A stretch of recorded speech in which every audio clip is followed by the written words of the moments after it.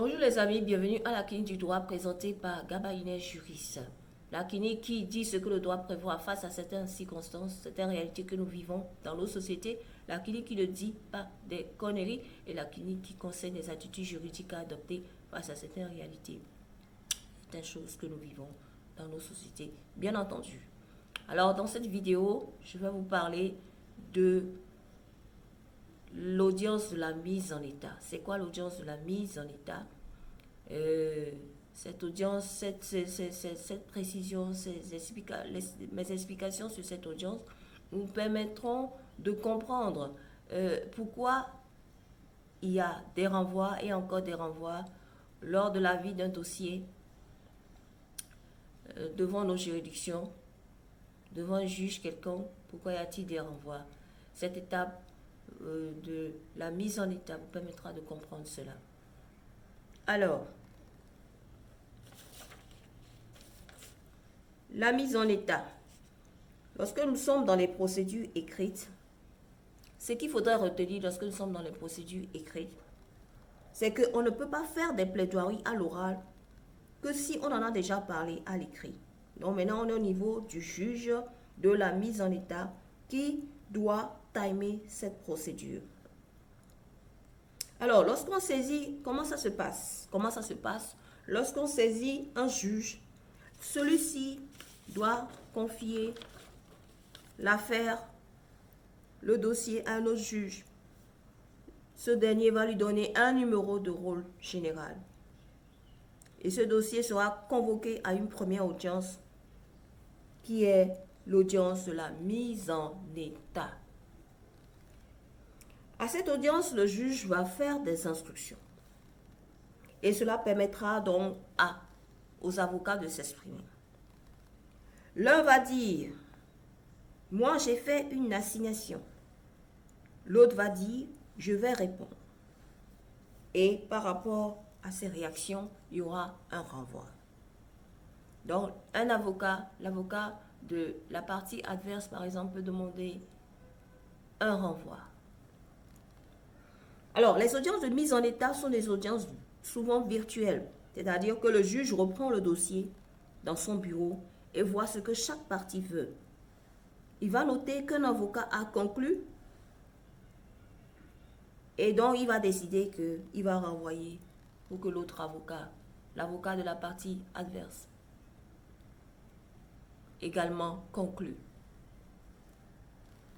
Alors, l'avocat adverse donc va demander bien évidemment des renvois. Et il y aura à un moment donné un ping-pong des écritures. L'autre va renvoyer pour répondre et par rapport aux réactions de l'autre avocat, il va réagir en demandant un renvoi pour répondre également. Ça sera donc un ping-pong des écritures. Ce ping-pong sera fait et ça permettra donc au juge de prendre une ordonnance donc, de clôture et de renvoyer l'affaire à une autre audience. C'est-à-dire que ce timing, il faudrait noter parce que les justiciables ne comprennent pas grand-chose à cela. Lorsque une affaire est tout le temps renvoyée, ils se disent, mais qu'est-ce qui se passe? Ça dure trop. Il y a des timings qui prennent du temps. Ça peut évoluer de 2 à 3 ans pour certaines procédures. Pour d'autres, c'est nettement au-delà de 3 ans. Alors, lorsque cette étape d'instruction devant le juge tire à sa fin, quelle est l'étape suivante? Le juge va fixer une audience pour que l'affaire puisse être jugée. Il va fixer cette audience qui sera une audience donc de plaidoirie. Et enfin, pourquoi cette audience de plaidoirie? C'est pour pouvoir par la suite rendre sa décision dans le dossier. Ce qu'il faudrait retenir dans tout ça, c'est que les renvois là, dans les audiences, il y en aura toujours.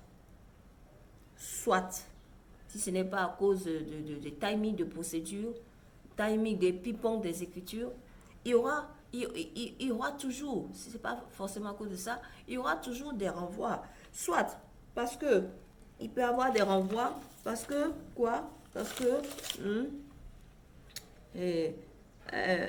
il arrive qu'il y ait ces renvois, qu'un avocat, par exemple, n'ait pas pu, ne soit pas en pleine forme, peut demander un renvoi. Il n'a pas pu donc présenter ses écritures, il peut avoir un renvoi. Donc, et le renvoi, il faudrait noter qu'en matière orale aussi, le renvoi est très très fréquent. J'espère que cette vidéo vous a plu. Si vous aimez mes vidéos, likez-les, partagez-les, abonnez-vous. C'est très important que le justiciable qui confie son dossier à un avocat, qui le soumet à une juridiction, sache à quoi s'attendre. Sache que ça peut prendre du temps. Comme ça peut être plus court qu'il ne le pense. Prenez soin de vous et à très bientôt.